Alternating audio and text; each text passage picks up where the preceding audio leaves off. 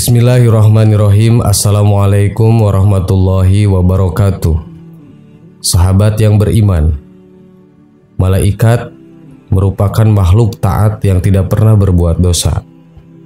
Mereka tidak diberi hawa nafsu layaknya manusia.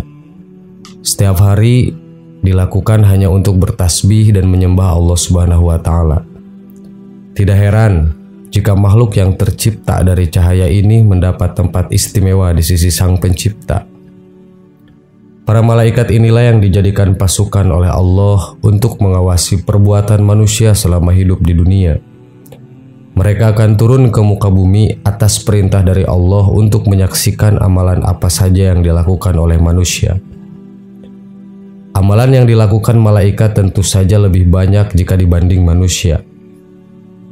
Namun tahukah kita bahwa ternyata ada amalan manusia yang tidak bisa ditiru oleh malaikat? Mereka ingin melakukannya, namun sayang tidak bisa mewujudkan itu. Apa saja amalan tersebut? 1. Orang kaya yang membantu orang miskin. Ternyata malaikat tidak bisa meniru amalan yang dilakukan manusia, yakni ketika orang kaya memberikan bantuan kepada orang miskin. Hal tersebut disebabkan malaikat bukanlah makhluk yang dilimpahi karunia berupa harta oleh Allah. Jadi di antara mereka tidak ada yang kaya atau yang miskin. Ada begitu banyak keutamaan yang akan diperoleh ketika kita mampu membantu orang lain. Terlebih membantu orang miskin yang hidup dalam keadaan serba kekurangan. Maka dari itu, tidak heran apabila para malaikat merasa kagum dengan manusia yang melakukan amalan ini dengan hati yang ikhlas dan hanya mengharap ridho dari Allah Subhanahu wa Ta'ala. Maka berbahagialah orang kaya yang senantiasa menolong orang miskin yang membutuhkan bantuan. Untuk orang yang belum bisa atau tidak mau melakukan amalan ini, ingatlah bahwasannya di dalam harta yang kita miliki itu ada bagian orang miskin yang harus kita keluarkan. 2. Taubatnya orang yang senantiasa berbuat dosa diiringi tangisan penyesalan darinya. Ternyata amalan yang dilakukan oleh manusia kedua ini, namun tidak bisa diamalkan oleh para malaikat adalah orang yang berbuat dosa, namun bertobat diiringi dengan tangisan penyesalan darinya. Manusia adalah makhluk ciptaan Allah yang tidak pernah luput dari perbuatan dosa. Beda halnya dengan malaikat. Makhluk yang tercipta dari cahaya ini tidak pernah tersentuh setitik perbuatan dosa sedikit pun. Hal ini membuat mereka tidak perlu melakukan taubat kepada Allah, apalagi sampai diiringi dengan tangisan, seperti halnya manusia yang melakukan taubatan nasuha. Makhluk suci ciptaan Allah ini merasa kagum ketika melihat seorang manusia yang bertaubat kepada Allah dan menyesali segala perbuatannya, bahkan diiringi dengan tangisan penyesalan. Ada sebuah riwayat yang memperumpamakan taubatnya seorang hamba kembali ke jalan Allah. Rasulullah bercerita kepada para sahabatnya tentang seseorang yang sedang dalam perjalanan membawa seekor kuda dengan seluruh hartanya berupa emas, berlian, uang, dan sebagainya yang diangkut di atas kudanya. Dikarenakan ia merasa lelah, maka orang tersebut pun beristirahat di bawah pohon dan ia juga menambatkan kudanya di pohon. Ketika terbangun, sungguh terkejutnya ia karena kuda sudah tidak ada. Maka ia pun mencari sampai kemana-mana namun tetap tidak ditemukan itu kuda. Hingga akhirnya ia pasrah dan kembali istirahat di bawah pohon karena lelah mencari.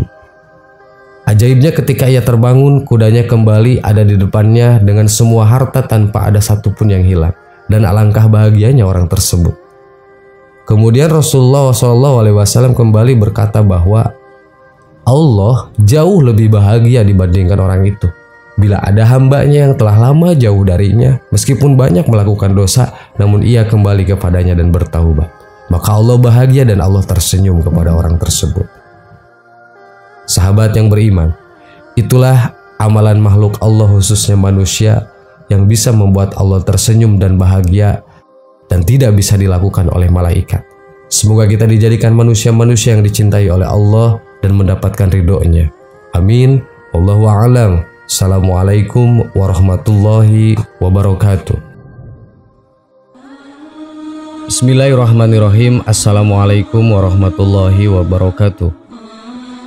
Sahabat yang beriman, tahukah Anda bahwa kematian selalu mengintai kita? Tidak ada yang bisa lari ketika malaikat Ijroil sang pencabut nyawa datang menjemput. Ternyata malaikat maut tidak hanya datang saat nyawa manusia akan dicabut, namun mencapai hingga 70 kali dalam sehari. Itu artinya Ijroil menziarahi manusia setiap 21 menit sekali. Hal ini dijelaskan dalam sebuah hadis yang diriwayatkan kepada Abdullah ibnu Abbas radhiyallahu anhu. Dalam sabdanya, Nabi Muhammad SAW mengatakan bahwa Ijroil datang dan memperhatikan wajah-wajah manusia yang sedang tertawa-tawa.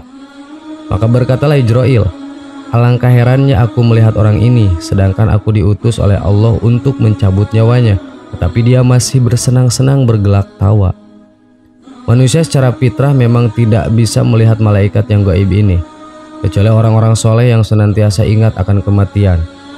Golongan ini tidak lalai dan selalu sadar terhadap kehadiran malaikat maut, karena mereka selalu memperhatikan hadis-hadis Rasulullah yang menjelaskan mengenai perkara-perkara gaib, terutama perihal kematian dan hubungannya dengan malaikat maut. Malaikat Ijroil diciptakan oleh Allah dengan wajah 4, satu wajah di muka, satu wajah di kepala, satu di punggung, dan satu lagi diletakkan di telapak kakinya. Malaikat Ijroil diberikan kemampuan luar biasa oleh Allah sehingga dari ufuk barat hingga timur bisa dijangkaunya dengan mudah. Ijroil memiliki 4.000 sayap dan 70.000 kaki. Salah satu kakinya di langit ketujuh dan salah satu lagi di jembatan yang memisahkan surga dan neraka. Di dalam suatu riwayat diceritakan sebagaimana cara kerja Ijroil mengetahui kapan manusia sudah tiba ajalnya. Allah Subhanahu wa Ta'ala telah menciptakan sebuah pohon di bawah aras, yakni Sidratul Muntaha, di mana daunnya itu sama banyaknya dengan bilangan manusia atau makhluk yang Allah ciptakan di dunia. Jika seseorang itu telah diputuskan ajalnya, maka umurnya hanya tinggal 40 hari lagi dari hari yang diputuskan. Daun tersebut kemudian jatuh kepada Ijroil. Dengan demikian malaikat Ijroil mengetahui bahwa tugasnya mencabut nyawa orang yang tertulis pada daun tersebut. Para malaikat menyebutnya sebagai mayat di langit, meskipun hidup manusia tersebut masih 40 hari lagi. Setelah itu akan jatuh 2 titisan dari bawah aras pada daun menuliskan mayat langit ini, satu titisan berupa warna hijau dan satu lagi berupa warna putih. Jika titisan yang berwarna hijau, maka alamatnya celakalah dia dalam menempuh ajalnya. Dan kalau titisan putih jatuh pada daun orang yang nama ditulis pada daun itu, maka pertanda berbahagialah orang itu saat ajal datang menjemputnya. Untuk mengetahui tempat mati, maka Allah menjadikan malaikat arham. Apabila Allah mencipta sesuatu kelahiran, dia diperintahkan malaikat arham tersebut masuk ke dalam sperma yang berada dalam rahim ibu dengan debu bumi yang akan diketahui di mana ia akan mati. Lalu keluarlah seorang hamba itu menuju kemana saja di pelosok bumi ini. Kemudian pada saat kematian tiba, ia pun akan kembali pada tempat pengembalian daripada debu, di mana disitulah ia akan menemukan ajalnya. Sebagaimana firman Allah Subhanahu wa Ta'ala, "Katakanlah, sekiranya kamu berada di rumahmu, niscaya orang-orang yang telah ditakdirkan akan mati terbunuh itu akan keluar juga ke tempat mereka terbunuh." Quran Surat Ali Imran ayat 154. Sahabat yang beriman, begitu tertib tata cara kerja Allah yang mungkin tidak akan bisa diterima oleh nalar manusia. Wallahu a'lam bishawab. Semoga kita termasuk golongan orang-orang yang selalu mengingat kematian, dan ketika malaikat maut menjenguk kita untuk berakhir kalinya, kita berada dalam keadaan husnul khotimah. Amin. Wallahu a'lam.